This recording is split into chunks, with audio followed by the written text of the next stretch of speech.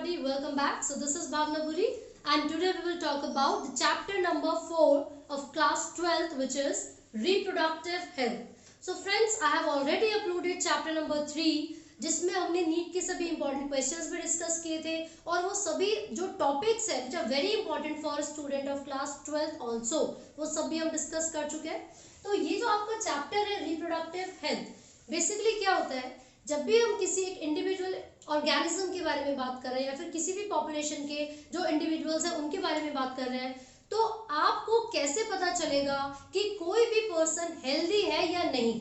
तो जो world health organisation है यानी कि WHO, इनके हिसाब से एक डिफाइन दी गई है हेल्थ के लिए, यानी कि हेल्दी इंडिविजुअल के लिए. और वो डिफाइन किया है, कोई भी एक ऐसा पर्सन जो कि physically, mentally, socially and behaviourally healthy होता है, वेल बीइंग होता है, उस इंडिविजुअल को हम क्या बोलते हैं, हेल्दी पर्सन बोलते हैं, राइट. जनरली हम लोग ये सोचते हैं कि अगर किसी को कोई डिजीज नहीं है, यानी कि अगर कोई डिजीज फ्री इंडिविजुअल है तो वो हेल्दी है. बट हम ऐसा नहीं कह सकते. क्यों?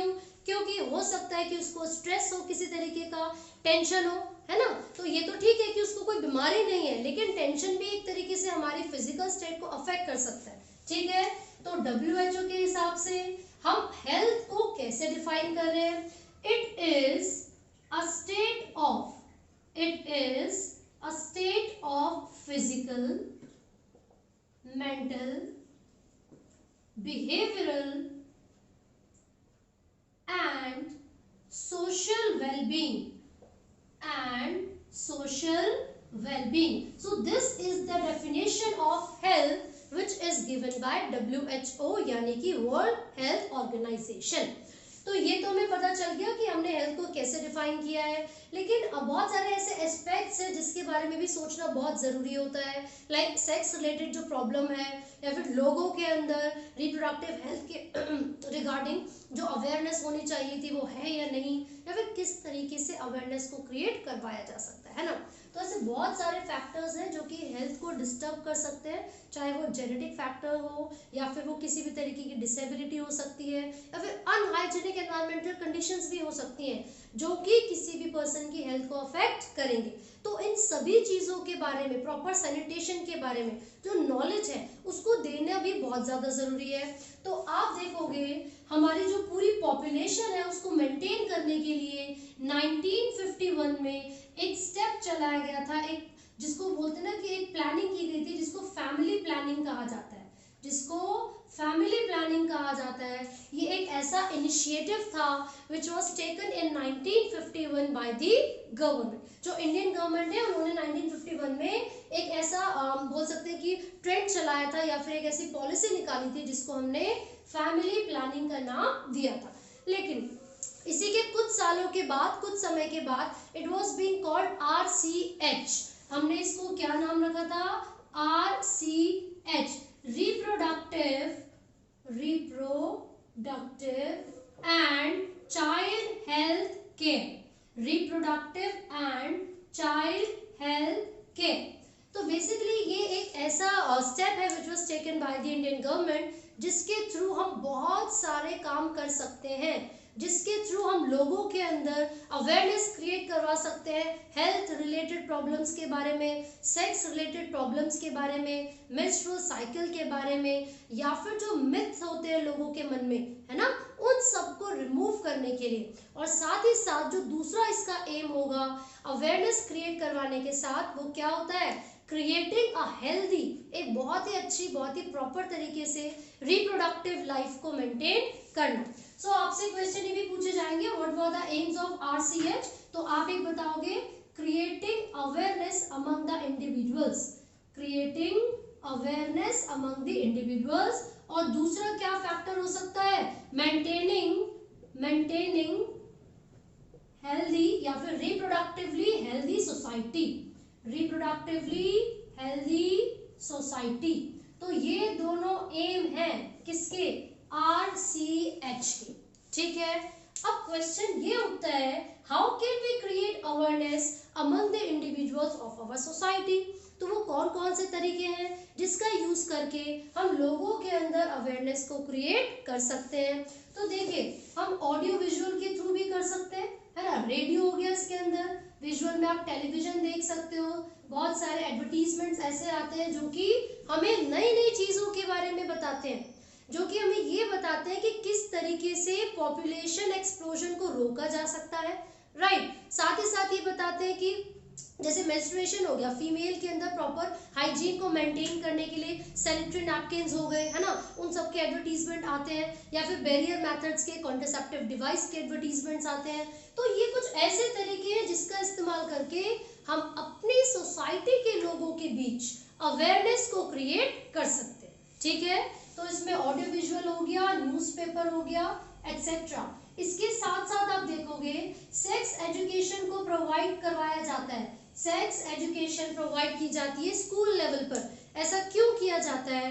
देखिए, बेसिकली इसकी बहुत ही इंपॉर्टेंस, जो अगर फीचर मैं बताऊं या फिर एस्पेक्ट मैं बताऊं, तो स्टूडेंट्स के मन में या फिर जो टीनेजर्स होते हैं, जो एक 13 से लेकर 19 की एज वाले जो बच्चे होते हैं, उनके माइंड में बहुत सारे थॉट्स आते हैं। क्यों?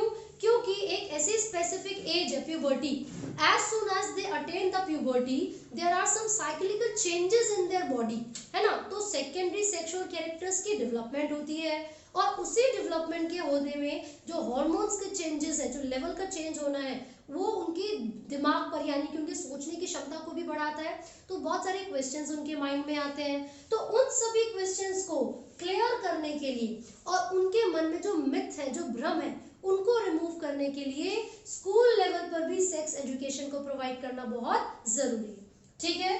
तो अवेयरनेस को क्रिएट करने के लिए ऑडियो विजुअल मतलब television, radio, newspaper, printing media, इन सब का यूज हो सकता है। साथ साथ सेक्स एजुकेशन प्रोवाइड की जा सकती है स्कूल लेवल पर, ठीक है। देखिए, बेसिकली ऐसे बहुत सारे लोग हैं हमारी सोसाइटी में जो कि मोलेस्ट करते हैं लेडीज को, फीमेल को अलग अलग तरीके से, चाहे वो ईव टीजिंग हो, रेप हो, या किसी भी तरीके के जो मिस हैपनिंग्स हो जाती हैं। तो हमें उन सभी को रिमूव करने के लिए सोसाइटी की मेंटालिटी को अच्छा करना बहुत ज़रूरी है। तो ये भी एक रीज़न हो सकता है छोटे लेवल से ही लोगों की जो मेंटालिटी है उसको इम्प्रूव करने का, राइट। इसके अलावा अगर हम इन सब चीज़ों को अच्छे तरीके से मेंटेन करके चलेंगे, so definitely it will help in maintaining reproductively healthy society. ये क्लियर हो गया। अब हम इसके आगे बढ़ेंगे और जो नेक्स्ट टॉपिक है उसके बारे में बात करेंगे। This is amniocentesis. अब ये एमनियोसेंटेसिस क्या है? This is a sex determining test. ये एक ऐसा टेस्ट है जो कि बर्थ से पहले ही जो चाइल्ड है उसके सेक्स को डिटरमाइन करने में हेल्प करता है ना। It is a sex determining test. तो बिफोर बर्थ होता है तो प्रीनेटल कह सकते हैं इसको, ठीक है। प्रीनेटल यानी कि बर्थ से पहले जो इंडिविजुअल है, जो चाइल्ड है, उसके सेक्स को डिटरमाइन करने का जो टेस्ट है उसको हम एमनियोसेंटेसिस कहते हैं। But this test has been banned. क्यों इसके ऊपर स्टैट्यूटरी बैंड क्यों लगाया हुआ है? क्योंकि इसकी कुछ डिसएडवांटेजेस भी हैं। अभी एक मैंने आपको पॉइंट बताया कि ये टेस्ट किस लिए है, ये सेक्स डिटरमिनेशन के लिए। तो इसके कोई ना कोई एडवांटेजेस यानी कि कोई ना कोई फायदे तो होंगे ही, है ना। तो पहले एडवांटेजेस बताने से पहले मैं आपको ये बता दूं, होता ये है कि जो प्रेग्नेंट लेडी होती है, जिस समय वो जो बच्चा है, वो जो फीटस है, उसकी डेवलपमेंट चल रही होती है, यानी कि एम्ब्रियोनिक स्टेज जब चल रही होती है, सो एम्ब्रियोनिक लेयर्स की फॉर्मेशन, मेम्ब्रेन की फॉर्मेशन होती है। तो बर्थ से पहले बच्चे के अंदर एक मेम्ब्रेन बनती है, amnion membrane, which contains a fluid called amniotic fluid, amniotic fluid, ठीक है। तो होता क्या है? होता ये है कि जिस समय हम सेक्स डिटरमाइन करेंगे बच्चे का बिफोर द बर्थ, तो हम क्या करेंगे, हम उसके एमनियोटिक फ्लूइड को, हम बच्चे के एमनियोटिक फ्लूइड को बाहर निकालते हैं। ये जो एमनियोटिक फ्लूइड है, it will be approximately 15 to 18 ml। तो वो प्रेग्नेंट लेडी के बॉडी से हमने बच्चे का जो फ्लूइड है, एमनियोटिक फ्लूइड, वो निकाल लिया फीटस में से, ठीक है। अब हम इसको डिटेक्ट करेंगे, एग्जामिन करेंगे, है ना। And along with this fluid there are certain cells, बहुत सारे स्पेशलाइज्ड सेल्स होते हैं, ठीक है, जो कि बच्चे की बॉडी से, सॉरी, जो फीटस से निकाले जाते हैं। और ये जो सेल्स हैं, because these cells contains genetic material and I would say these cells contain chromosomes. तो हम इन क्रोमोसोम्स के पैटर्न के बेसिस पर बच्चे के फ्लूइड में से या बच्चे के सेल में से जो क्रोमोसोम हमने निकाले हैं, इन क्रोमोसोम्स के पैटर्न के बेसिस पर, देखो क्रोमोसोम के पैटर्न के बेसिस को, क्रोमोसोम्स के पैटर्न को कहते हैं karyotype. Karyotype is the arrangement of chromosomes within a cell, है ना।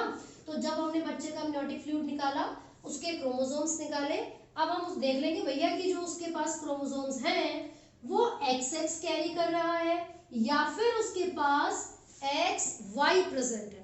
तो जैसे ही हमें ये पता चलेगा कि वो जो फीटस है, जो फीटस मदर की बॉडी में है, उसके पास XX क्रोमोसोम प्रेजेंट है, इसका मतलब है कि वो बच्चा क्या होगा, फीमेल। लेकिन अगर उसके पास XY कैरियोटाइप है, जो XY अरेंजमेंट है क्रोमोसोम की, वो क्या बताता है, वो ये बताएगा कि वो बच्चा मेल है। तो क्वेश्चन क्या बना, गैमेटोसिंथेसिस किस चीज के लिए होता है, प्रीनेटल यानी कि बिफोर बर्थ सेक्स डिटरमाइन करने के लिए बच्चे का।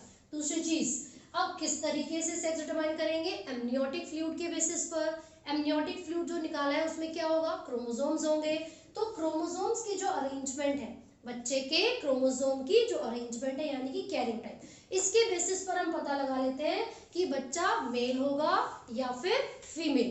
तो देखो क्या फायदा हुआ हमें इससे, क्या एडवांटेज है, जब आप कैरियोटाइप को स्टडी कर सकते हो, जब आप ये पता लगा सकते हो कि क्रोमोसोम की अरेंजमेंट कैसी है, फिर तो आपको डिसऑर्डर का भी पता चल जाएगा।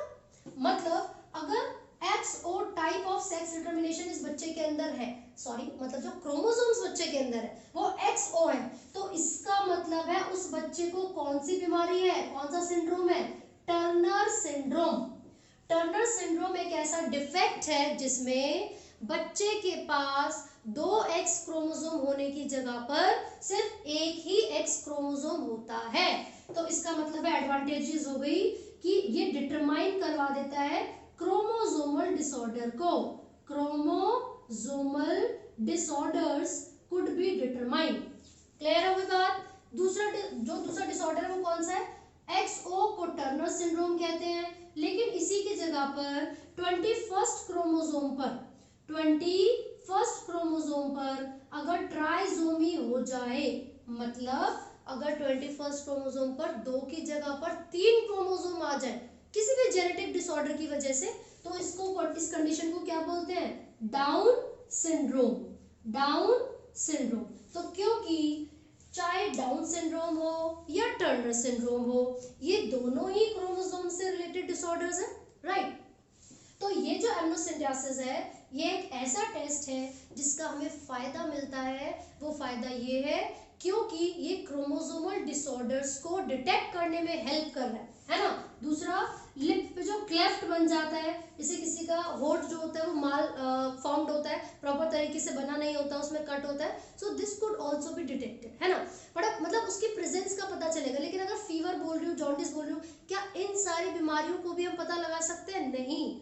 तो क्वेश्चन अगर आपसे पूछा जाएगा कि इनमें से कौन से डिसऑर्डर को एमनियोसिंथेसिस का यूज करके पता लगा सकते हैं, तो आप क्रोमोसोमल डिसऑर्डर्स का ही नाम लेंगे। क्लियर है।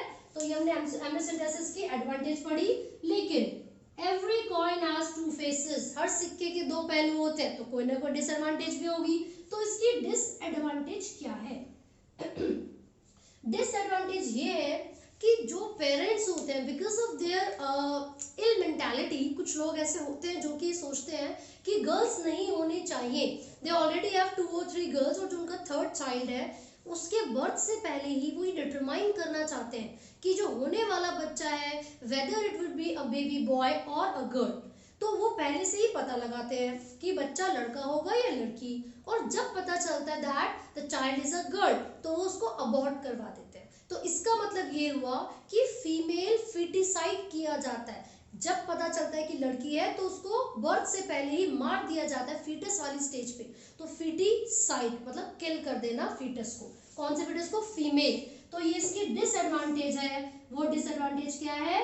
It leads to an increasing number of female foeticide. Female foeticide. तो यहाँ पर हमने एमनियोसिंथेसिस पढ़ा, उसकी एडवांटेजेस एंड डिसएडवांटेजेस पढ़े, तो ये आपको पता होना चाहिए। ठीक है, अब इसके साथ साथ नेक्स्ट टॉपिक की तरफ चलते हैं फटाफट से। तो अगर ये पूछा जाए what are the reasons of these changes that occur in the environment, या फिर ये जो पॉपुलेशन की हम बात कर रहे हैं ये इतनी इंक्रीज होती जा रही है।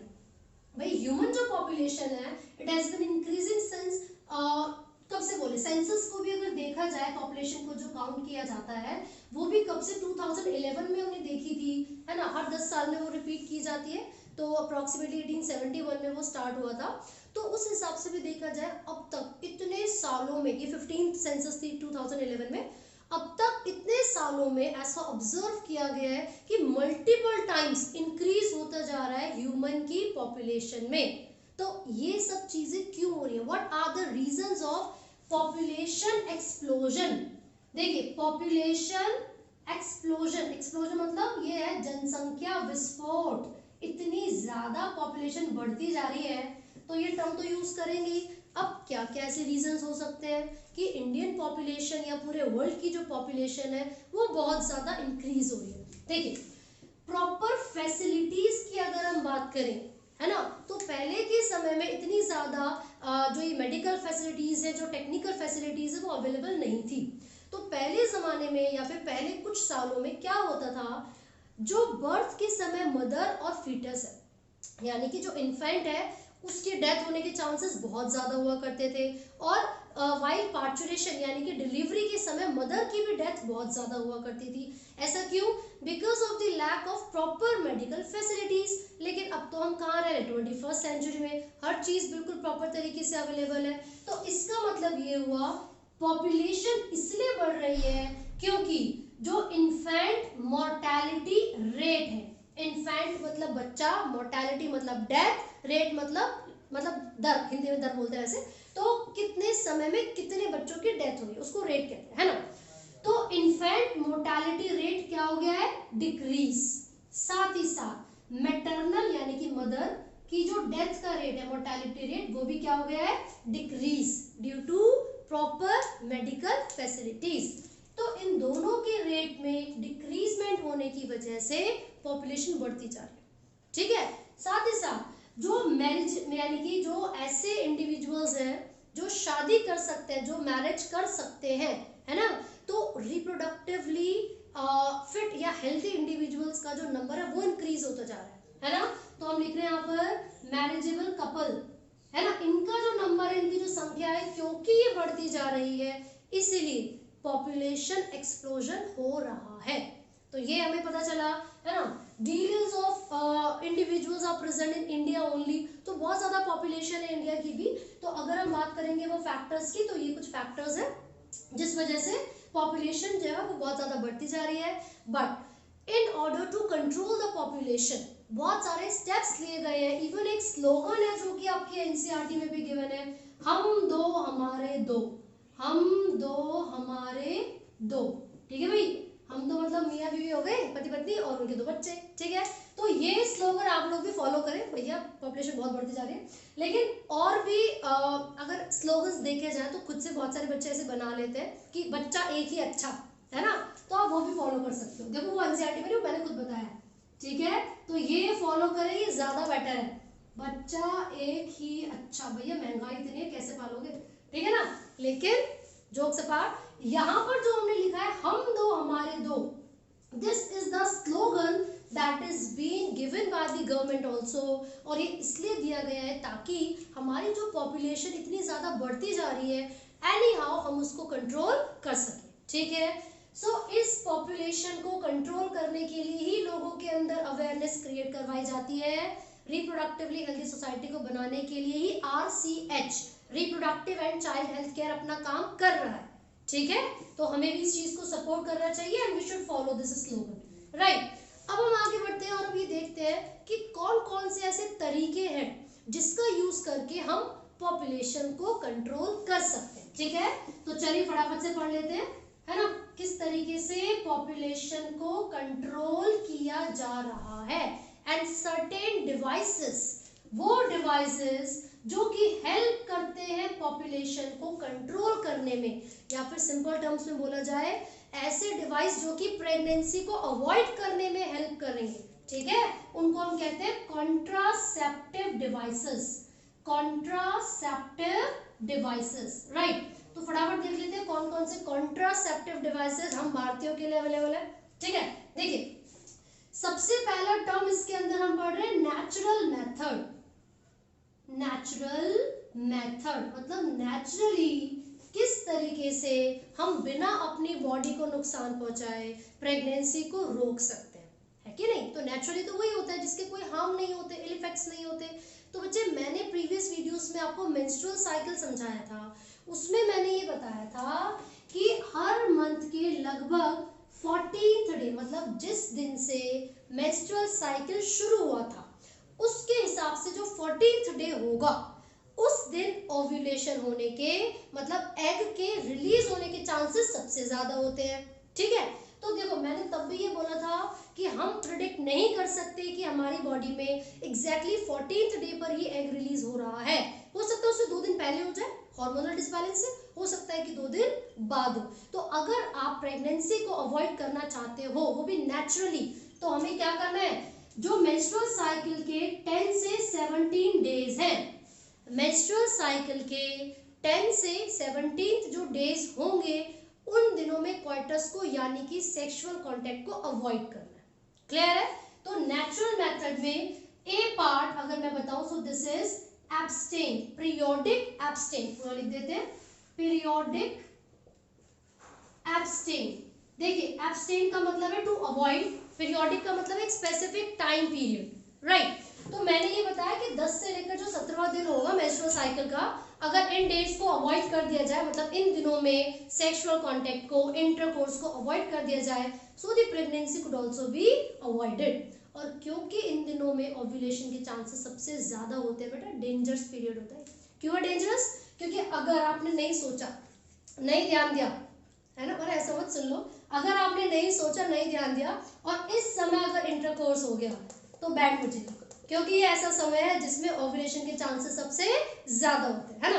बच्चे ना ये टाइम पीरियड में कंफ्यूज रहते हैं, मैं फटाफट समझा देती हूँ। मान लो किसी फीमेल को 5 तारीख को मेंस्ट्रुएशन शुरू हुई, किसी भी मंथ की, जनवरी फरवरी मार्च अप्रैल, 5 तारीख को अगर मेंस्ट्रुअल साइकिल मेंस्ट्रुएशन स्टार्ट हुई है तो इस तारीख के हिसाब से जो 14th डे होगा, इस 14th डे कौन सा होगा, मतलब 19 तारीख को सबसे ज्यादा चांसेस होंगे ओव्यूलेशन होने के, है ना।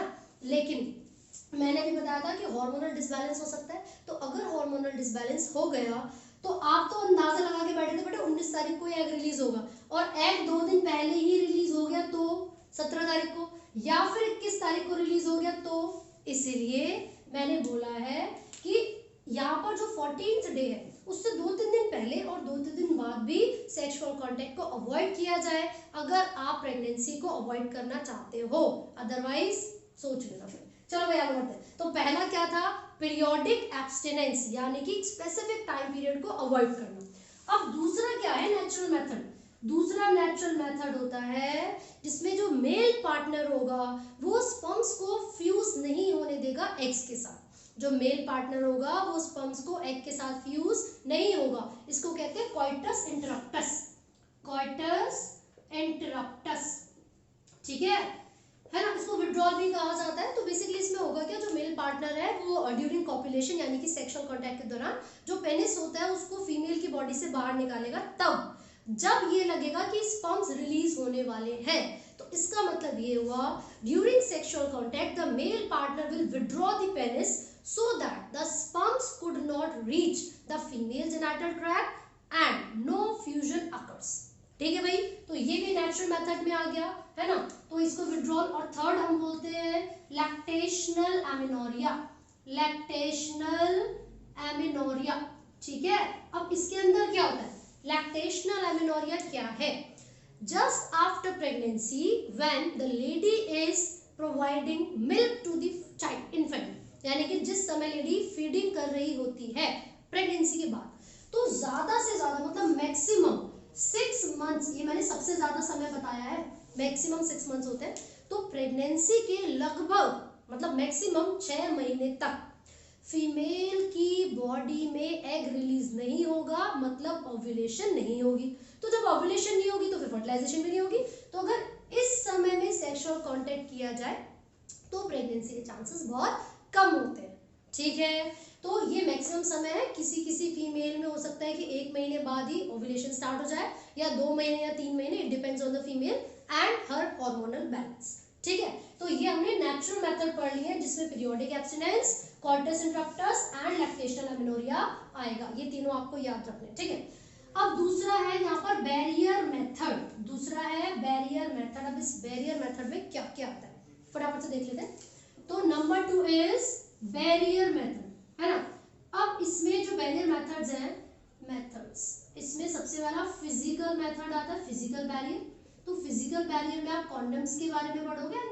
These are the barriers which are present for both the male and female. ये दोनों के लिए अवेलेबल होते हैं, मेल के लिए भी और फीमेल के लिए। ठीक है, ये एक शीट से बने होते हैं जिसको लेटेक्स कहा जाता है, LATEX। तो रबर लाइक स्ट्रक्चर होगा which can fit on the penis in the male, और फीमेल को वेजाइना में कवर करने के लिए यूज किया जाता है। ठीक है, तो फिजिकल में कॉन्डम्स हो गया, इसके साथ साथ फीमेल के लिए डायफ्राम अवेलेबल होते हैं, diaphragms and cervical caps, cervical caps. तो ये सर्विक्स को वेजाइना को कवर करने के लिए, है ना, स्ट्रक्चर्स है, फिजिकल मेथड्स है जो कि फीमेल के लिए है ये दोनों। जबकि जो कॉन्डम्स है these are available for both the male and female. इसका एक ब्रांड भी है जो आपके एनसीईआरटी में गिवन है, निरोध। ठीक है, तो ये आपको याद रखना है। कौन सी शीट से बना है, लेटेक्स। क्या काम करेगा, क्या किस तरीके से ये हेल्पफुल है, ये अलाउ नहीं करता fusion of male and female gametes.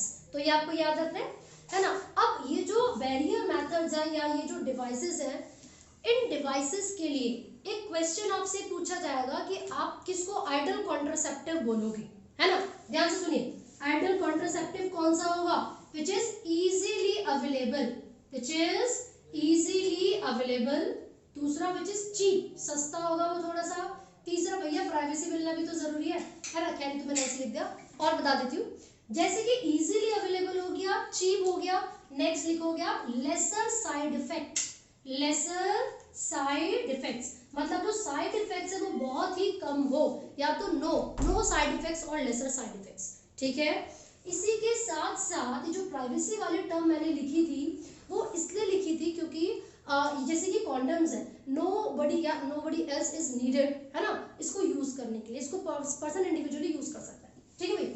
अब इसी के साथ साथ एक बहुत इंपॉर्टेंट चीज यहाँ पर हम फोर्थ फैक्टर लिख रहे हैं, that helps in avoiding STDs. ऐसा होना चाहिए वो जो फिजिकल बैरियर है या फिर जो कॉन्ट्रासेप्टिव डिवाइस है कि वो एसटीडीज यानी कि सेक्सुअली ट्रांसमिटेड डिजीजेस से इंडिविजुअल को बचा सके। ठीक है, तो ये हमने यहाँ पर पढ़ लिए। बैरियर मेथड में हमने फिजिकल पढ़ा है सबसे पहले। ठीक है, अब यहाँ पर दूसरा हम आईयूडीज पढ़ेंगे, आईयूडीज, है ना। इसी के साथ मैं आपको बता दूं, there are certain spermicidal creams और jelly which are used by the individuals to avoid the fusion of male and female gametes, है ना। तो वो हम केमिकल में भी पढ़ सकते हैं क्योंकि वो जो जेलीज है या फिर जो स्पर्मिसाइडल क्रीम्स हैं, ठीक है, तो ये ऐसे केमिकल्स हैं जो कि स्पर्म्स को फ्यूज होने से रोकते हैं गैमेट, फीमेल गैमेट यानी कि एग के साथ। ठीक है, बट अब यहाँ पर हम आईयूडीज के बारे में बात कर रहे हैं जिसको कहते हैं intra uterine device, intra uterine device. तो देखिए ये जो आईयूडीज है, ये जो आईयूडीज है इसमें आप सबसे पहले पढ़ेंगे non medicated IUDs, non medicated IUDs. Basically क्या करते हैं ये, जैसे कि इसका एक एग्जांपल लिपिस लूप आपकी एनसीईआरटी में गिवन है, लिख लेते हैं फटाफट से, लिपिस लूप। ठीक है, तो ये जो नॉन मेडिकेटेड आईयूडीज है, these are being introduced in the uterus and they help just to avoid pregnancy. कैसे, बाय दी, मतलब सिंपल अगर तरीके से बोले तो फ्यूजन नहीं होने देंगे मेल एंड फीमेल गैमेट का, है ना। साथ साथ ये हेल्प करेंगे स्पर्म्स को किल करने, मतलब फैगोसाइटोसिस की तरह वो एक्ट करते हैं।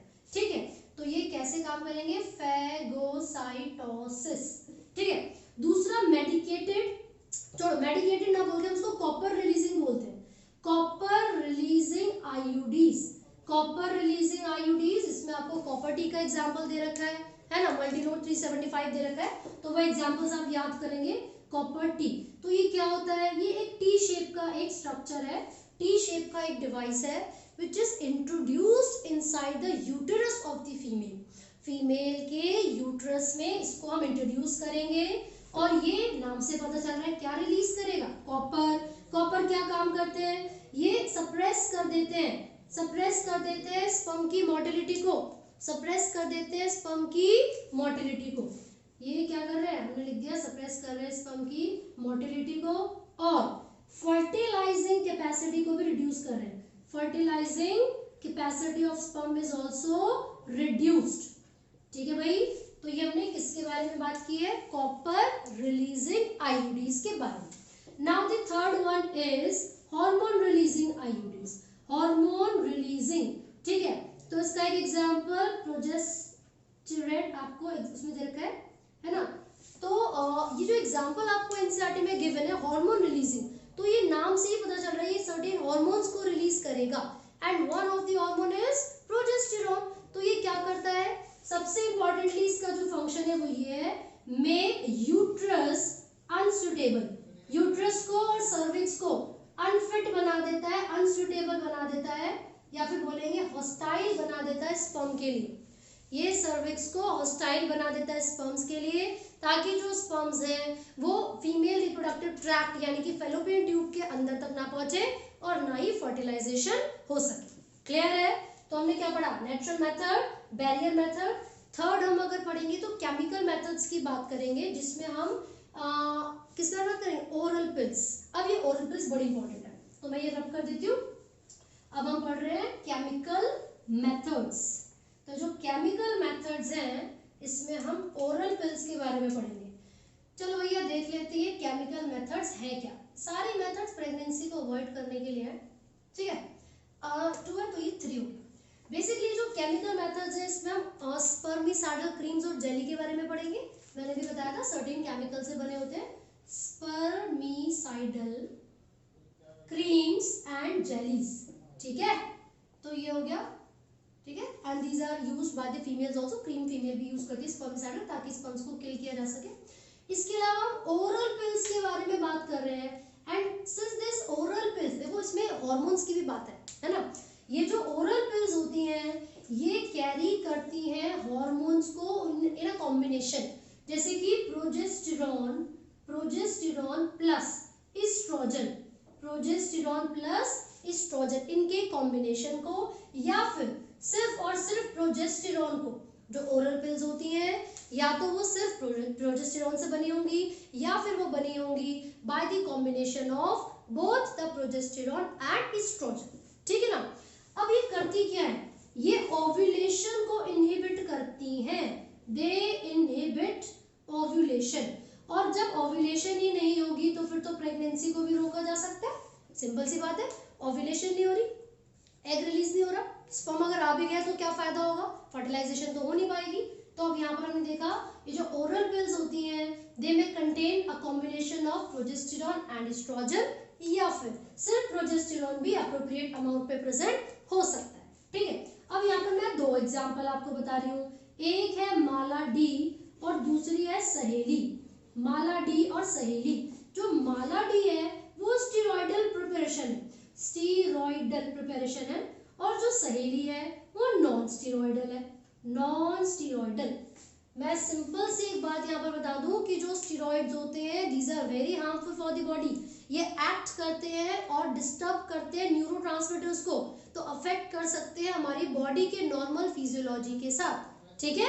तो बेटर क्या रहेगा, नॉन स्टीरॉयडल जो पिल्स है उनको यूज किया जाए एज अ कॉन्ट्रासेप्टिव पिल और प्रेगनेंसी को अवॉइड किया जाए, है ना। तो यहाँ पर माला डी जो है ना ये 21 डेज के लिए ली जाती है with a gap of 7 days of menstrual cycle. उसके अलावा जो सहेली की अगर मैं बात करूं, this is once a week pill, once a week pill, ठीक है, हफ्ते में एक बार लेने वाली पिल है। दूसरी चीज सहेली जो कि एक नॉन स्टीरॉयडल प्रिपरेशन है, इसको CDRI में बनाया गया था, central drug research institute, which is in Lucknow, India, ठीक है भाई।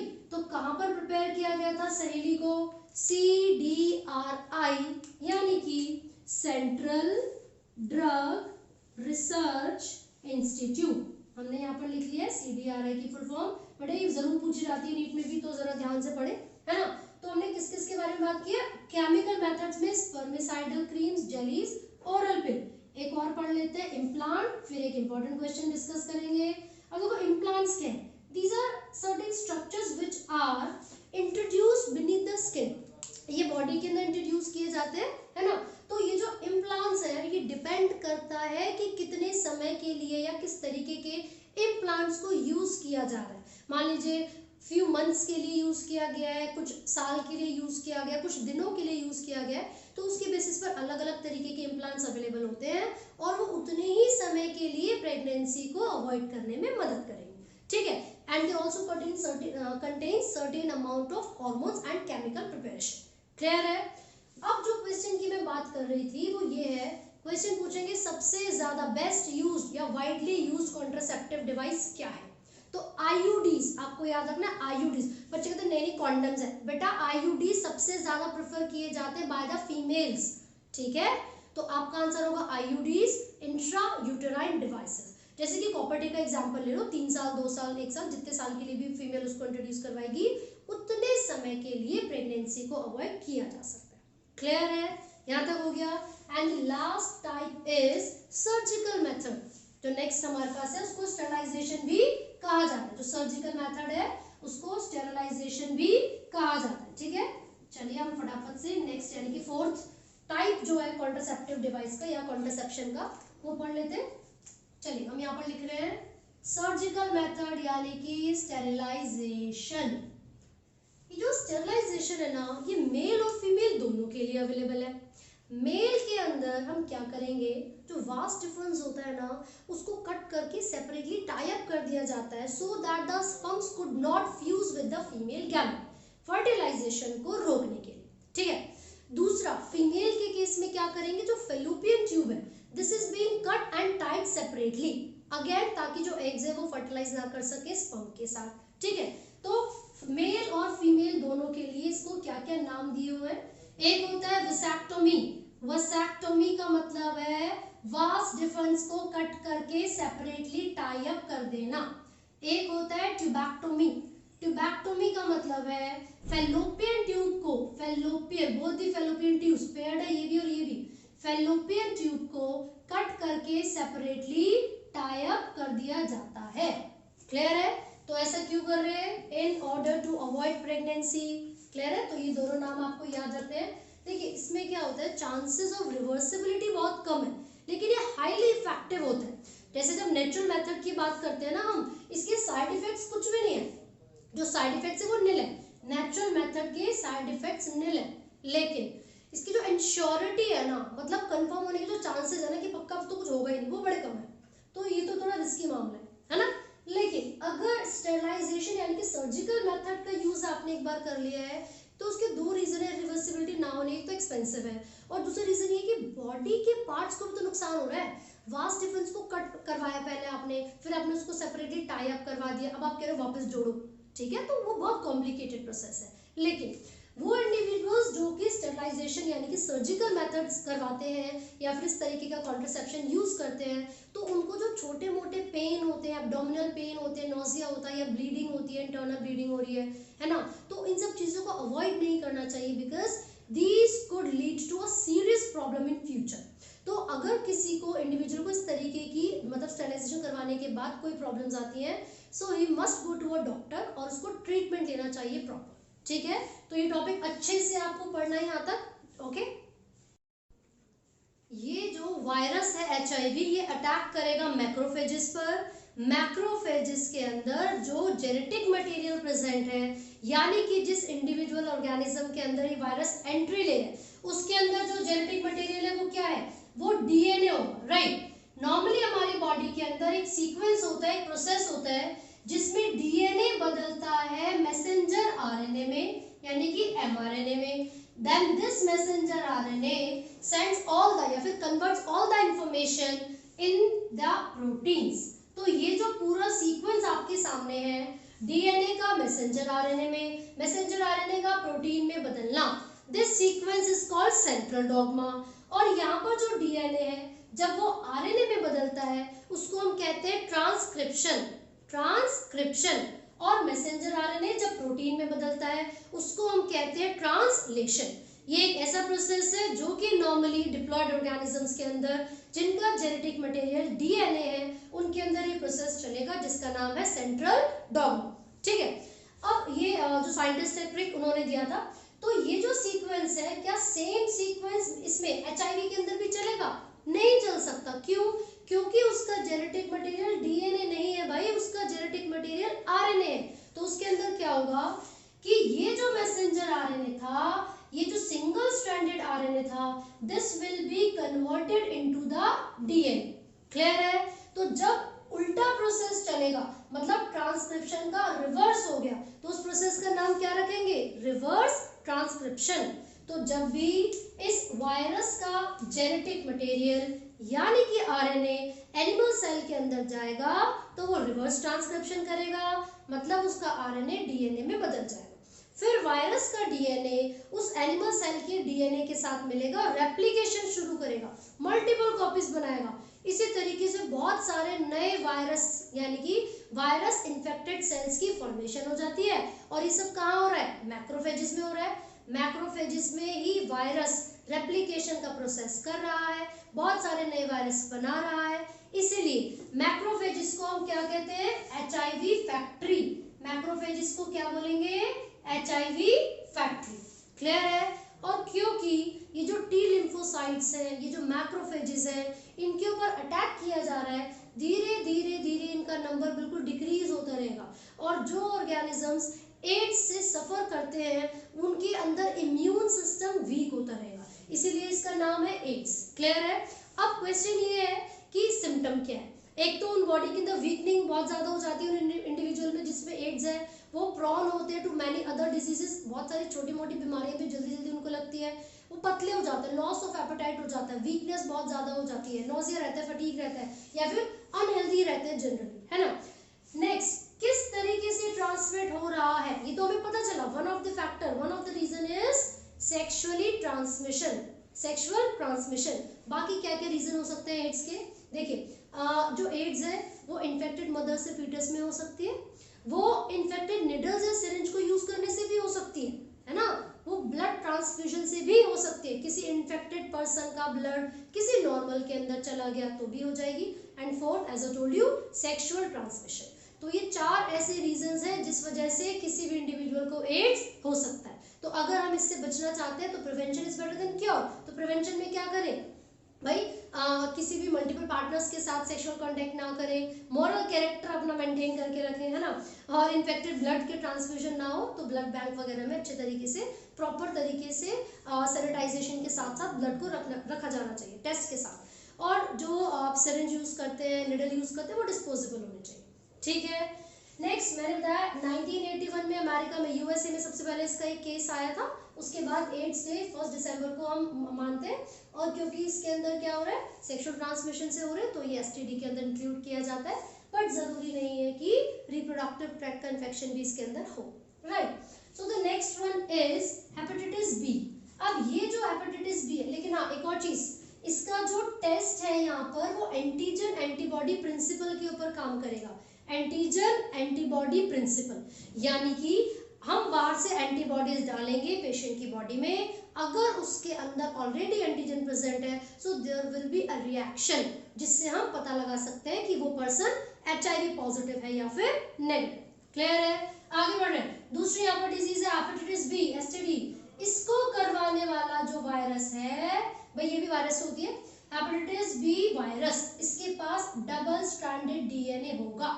डबल स्ट्रैंडेड डीएनए जब ये अटैक करता है किसी इंडिविजुअल की बॉडी में तो उसमें बहुत सारे सिम्टम्स नजर आते हैं, जैसे कि बाइल पिगमेंट्स, बिलिरुबिन, बिलिवर्डिन, इनका कंसंट्रेशन ज्यादा हो जाता है। और जब भी इनका कंसंट्रेशन ज्यादा होगा, लिवर का जो फंक्शन है वो डिस्टर्ब हो जाएगा, यानी कि लिवर डिसफंक्शनिंग हो जाती है। साथ ही साथ जो स्टूल जो बॉडी से वेस्ट निकलता है वो डार्क कलर्ड होगा।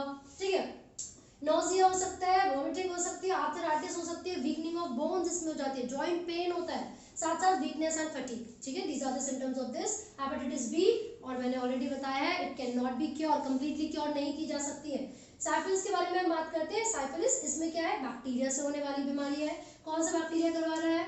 यहाँ पर पर दे रखा है नाम treponema pallidum. So this is the bacteria responsible for causing syphilis. अब इसमें देखिए आप सिम्टम्स, ये मोस्टली मतलब 90% जेनिटेलिया को अफेक्ट करेगा, बाकी बहुत ही कम अमाउंट में या बहुत ही कम मात्रा में अफेक्ट करता है फिंगर्स को या लिप्स को।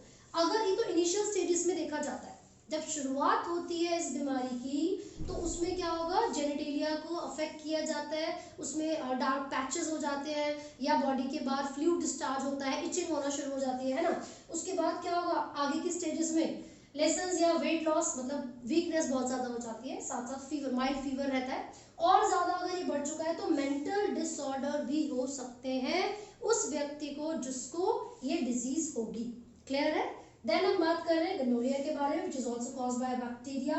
यहाँ पर निसेरिया गोनोरिया उस बैक्टीरिया का नाम गिवन है। इसमें क्या क्या सिम्टम्स है यहाँ पर आप देखोगे, जो मेल के अंदर अगर ऑब्जर्व किया जा रहा है, सो यूरिनोजेनिटल ट्रैक्ट में म्यूकस की इन्फ्लामेशन, जो म्यूकस है उसका जो अमाउंट है वो इंक्रीज कर सकता है, इन्फ्लामेशन हो जाती है बहुत ज्यादा, ठीक है। बर्निंग सेंसेशन भी हो सकती है जब यूरिन प्रोड्यूस होगा तब। साथ साथ फीमेल में अगर ऑब्जर्व किया जाए तो स्टेरिलिटी हो सकती है, जॉइंट पेन यानी कि आर्थराइटिस की भी बहुत सारी दिक्कतें सामने आती है।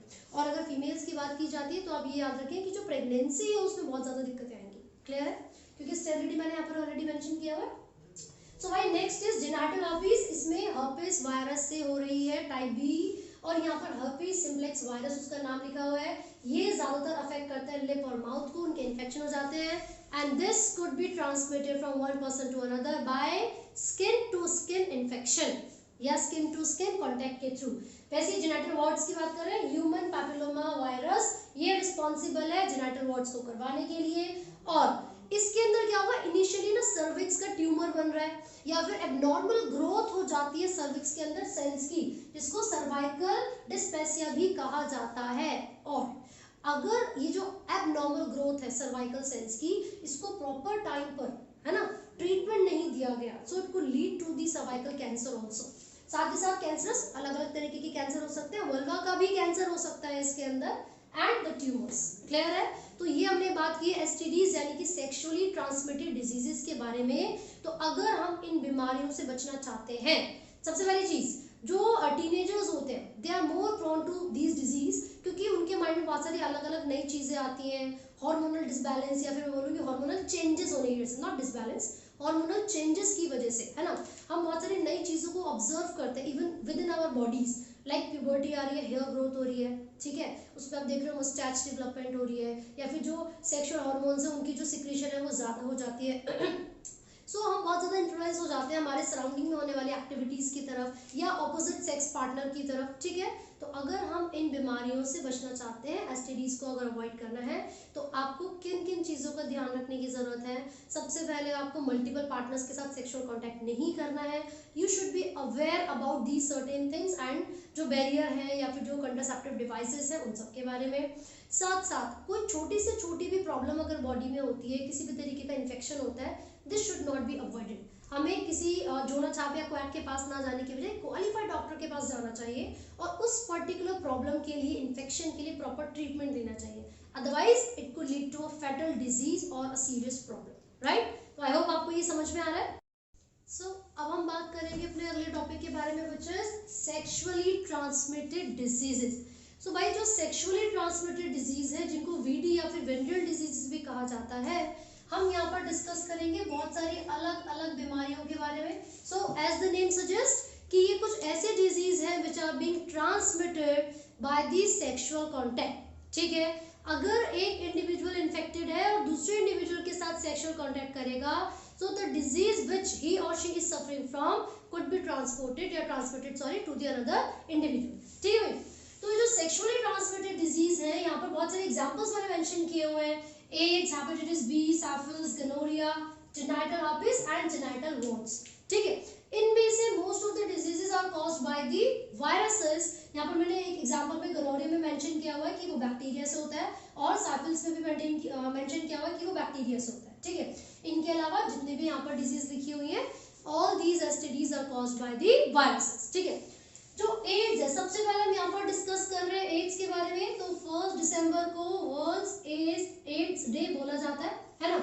ये जो बीमारी है AIDS, this is very common among the individuals, among the STDs, sexually transmitted diseases.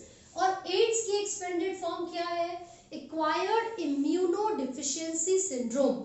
Acquired immunodeficiency syndrome, deficiency का मतलब है कमी, यानी कि किसी चीज के लैक होना हमारी बॉडी में, and syndrome means a group of a collection of symptoms. ठीक है, ये जो बीमारी है AIDS, it is caused by a virus called HIV, human immunodeficiency virus. This virus has single stranded DNA as the genetic material, और ये virus belong करता है एक ऐसी कैटेगरी में से जिसको कहा जाता है रिट्रोवायरस। वायरस की कौन सी फैमिली से बिलोंग करेगा? रिट्रोवायरस से। तो जो रिट्रोवायरस है, ठीक है, इनके पास जनरली क्या होता है? Single stranded RNA, and the virus that causes AIDS is HIV, human immunodeficiency virus. ये क्लियर हो गया? अभी जो एड्स है ये एक फेटल डिजीज है, मतलब डेथ कॉजिंग भी हो सकती है अगर हमने सही समय पर इन डिजीजेस को डिटेक्ट नहीं किया और इनका ट्रीटमेंट स्टार्ट नहीं किया है। तो ये ऐसी बीमारियां हैं जो कि फैटल भी हो सकती हैं, इनमें डेथ भी हो सकती है। अगर अर्ली डायग्नोसिस इनकी हो गई है तो ही इनका प्रॉपर ट्रीटमेंट अवेलेबल है ना। 3 डिजीजेस आपको मैं ऐसे बता रही हूँ, जैसे कि एड्स हो गया, जेनिटल हर्पीस हो गए, and hepatitis B. These are the diseases that do not have complete cure. इनका complete cure नहीं है, and except these 3, जो बाकी diseases है उनको हम क्योर कर सकते हैं, लेकिन वो भी तब पॉसिबल हो पाएगा जब हम अर्ली डायग्नोसिस करेंगे। ठीक है, अदरवाइज जब इन सभी बीमारियों के सिम्टम्स को ऑब्जर्व किया जाता है, these are very common among the males, यानी कि मेल के अंदर इन सिम्टम्स को जल्दी देखा जा सकता है। बट जब हम फीमेल्स की बात करते हैं, due to the presence of other sexual hormones and other body hormones, जो सिम्टम्स होते हैं STDs के वो इजीली ऑब्जर्व नहीं किए जा सकते। ये रीजन है कि काफी ज्यादा फीमेल अनडिटेक्टेड रह जाती हैं, और जब अर्ली स्टेज पे नहीं पता चल पाता, काफी बाद में पता चलता है, तो उन डिजीजेस को क्योर करना बहुत मुश्किल हो जाता है ना। अब जो सिम्टम्स की अगर हम बात कर रहे हैं तो इसमें क्या हो सकता है? इन सिम्टम्स में इचिंग हो सकती है, जेनिटल इन्फेक्शंस हो सकते हैं, इसके अंदर एब्नॉर्मल प्रेगनेंसी हो सकती है, या फिर डिलीवरी एब्नॉर्मल हो सकती है, जो बच्चा है वो स्टिल बर्थ हो, यानी कि मरा हुआ बच्चा पैदा हो, है ना। या फिर एक और टर्म आपके NCERT में गिवन है, ectopic pregnancy, ECTOPIC, ectopic. See normally क्या होता है? The development of the foetus takes place in the uterus, ये नॉर्मल प्रोसेस है। लेकिन अगर किसी भी फीमेल में who is suffering from STD, अगर किसी भी फीमेल में यूट्रस की जगह पर, मतलब अदर देन यूट्रस, किसी भी बॉडी पार्ट में फीटस की डेवलपमेंट स्टार्ट हो गई, लेट्स से फैलोपियन ट्यूब में फीटस की डेवलपमेंट स्टार्ट हो गई है, वहीं पर इम्प्लांटेशन हो गया, तो इसका मतलब ये हुआ वो एब्नॉर्मल प्रेगनेंसी है, and this is called ectopic pregnancy, right. Symptoms मैंने भी आपको बताए हैं, जेनिटल इन्फेक्शंस हो सकते हैं, फ्लूइड डिस्चार्ज हो सकता है, साथ साथ इचिंग हो सकती है, या फिर स्टिल बर्थ हो सकता है, प्रेगनेंसी एब्नॉर्मल हो सकती है, ये फीमेल्स के लिए हो गया। मेल के अंदर भी इचिंग हो सकती है, फ्लूइड डिस्चार्ज हो सकता है, बहुत सारे इन्फेक्शंस हो सकते हैं, जेनिटल इन्फेक्शंस भी हो सकते हैं, राइट। एक टर्म आपकी NCERT में गिवन है जिसमें लिखा होगा RTI, रिप्रोडक्टिव ट्रैक्ट इन्फेक्शन। क्या जितनी भी STDs हैं, सेक्सुअली ट्रांसमिटेड डिजीजेस, क्या जितनी भी STDs हैं उनमें रिप्रोडक्टिव ट्रैक्ट इन्फेक्शन होगा ही होगा? नहीं, बहुत सारी ऐसी बीमारियां भी हैं जो कि STDs है, सेक्सुअल कांटेक्ट से ही ट्रांसमिट हो रही हैं, लेकिन उनमें रिप्रोडक्टिव ट्रैक्ट में इन्फेक्शन हो ऐसा जरूरी नहीं है। सो must remember, all STDs are not RTI, but all RTI, all the reproductive tract infections are STDs। Clear है? अब हम यहाँ पर स्पेसिफिकली अगर एड्स के बारे में बात करेंगे तो रिट्रोवायरस की फैमिली से बिलोंग करने वाला जो वायरस है वो HIV है। HIV के पास सिंगल स्ट्रैंडेड RNA होता है। ये जो टारगेट करेगा वो किसी भी ह्यूमन बॉडी के T लिम्फोसाइट्स, या फिर जनरली आप एक टर्म पढ़ते हो मैक्रोफेजेस, मैक्रोफेजेस पर अटैक करता है। और ये जो मैक्रोफेजेस हैं, क्योंकि जो ये RNA था HIV का वो मैक्रोफेजेस में एंट्री ले रहा है, ठीक है भाई। हमारी बॉडी में जो जेनेटिक मटेरियल है वो तो DNA है, लेकिन इन वायरस का जो जेनेटिक मटेरियल है वो क्या है? मैंने भी बताया, सिंगल स्ट्रैंडेड RNA। तो यहाँ पर एक प्रोसेस है जो कि आपको जानना है। देखो नॉर्मली क्या होता है मैं आपको बता देती हूँ। अब हम बात करेंगे अपने अगले टॉपिक के बारे में, which is sexually transmitted diseases. So भाई जो सेक्सुअली ट्रांसमिटेड डिजीज है जिनको वीडी या फिर वेरियल डिजीज भी कहा जाता है, हम यहाँ पर डिस्कस करेंगे बहुत सारी अलग अलग बीमारियों के बारे में। So as the name suggest कि ये कुछ ऐसे डिजीज है which are being transmitted by the sexual contact. ठीक है, अगर एक इंडिविजुअल इन्फेक्टेड है और दूसरे इंडिविजुअल के साथ सेक्सुअल कांटेक्ट करेगा, so the disease which he or she is suffering from could be transported या transmitted to the another individual। ठीक है, तो ये जो सेक्सुअली ट्रांसमिटेड डिजीज है, यहाँ पर बहुत सारे एग्जांपल्स मैंने मेंशन किए हुए हैं। AIDS, hepatitis B, syphilis, gonorrhoea, genital herpes and genital worms. ठीक है, इनमें से most of the diseases are caused by the viruses. यहाँ पर मैंने एक एग्जांपल में गोनोरिया में मेंशन किया हुआ है कि वो बैक्टीरिया से होता है, और सिफिलिस में भी मेंशन किया हुआ है कि वो बैक्टीरिया से होता है। ठीक है, इनके अलावा जितने भी यहाँ पर डिजीज लिखी हुई है, all these STDs are caused by the viruses. ठीक है, जो एड्स है, सबसे पहले हम यहाँ पर डिस्कस कर रहे हैं एड्स के बारे में। तो 1 दिसंबर को वर्ल्ड एड्स डे बोला जाता है ना। ये जो बीमारी है AIDS, this is very common among the individuals, among the STDs, sexually transmitted diseases. और एड्स की एक्सपेंडेड फॉर्म क्या है? Acquired immunodeficiency syndrome. Acquired immunodeficiency syndrome, deficiency का मतलब है कमी, यानी कि किसी चीज के लैक होना हमारी बॉडी में, and syndrome means a group of a collection of symptoms. ठीक है, ये जो बीमारी है AIDS, it is caused by a virus called HIV, human immunodeficiency virus. This virus has single stranded DNA as the genetic material, और ये virus belong करता है एक ऐसी कैटेगरी में से जिसको कहा जाता है रेट्रोवायरस। वायरस की कौन सी फैमिली से बिलोंग करेगा? रेट्रोवायरस से। तो जो रेट्रोवायरस है, ठीक है, इनके पास जनरली क्या होता है? Single stranded RNA, and the virus that causes AIDS is HIV, human immunodeficiency virus. ये क्लियर हो गया। अभी जो एड्स है ये एक फेटल डिजीज है, मतलब डेथ कॉजिंग भी हो सकती है अगर हमने सही समय पर इन डिजीजेस को डिटेक्ट नहीं किया और इनका ट्रीटमेंट स्टार्ट नहीं किया है। तो ये ऐसी बीमारियां हैं जो कि फैटल भी हो सकती हैं, इनमें डेथ भी हो सकती है। अगर अर्ली डायग्नोसिस इनकी हो गई है तो ही इनका प्रॉपर ट्रीटमेंट अवेलेबल है ना। 3 डिजीजेस आपको मैं ऐसे बता रही हूँ, जैसे कि एड्स हो गया, जेनिटल herpes हो गए, and hepatitis B. These are the diseases that do not have complete cure. इनका complete cure नहीं है, and except these 3, जो बाकी diseases है उनको क्योर कर सकते हैं, लेकिन वो भी तब पॉसिबल हो पाएगा जब हम अर्ली डायग्नोसिस करेंगे। ठीक है, अदरवाइज जब इन सभी बीमारियों के सिम्टम्स को ऑब्जर्व किया जाता है, these are very common among the males, यानी कि मेल के अंदर इन सिम्टम्स को जल्दी देखा जा सकता है। बट जब हम फीमेल्स की बात करते हैं, due to the presence of other sexual hormones and other body hormones, जो सिम्टम्स होते हैं एसटीडीज के वो इजीली ऑब्जर्व नहीं किए जा सकते।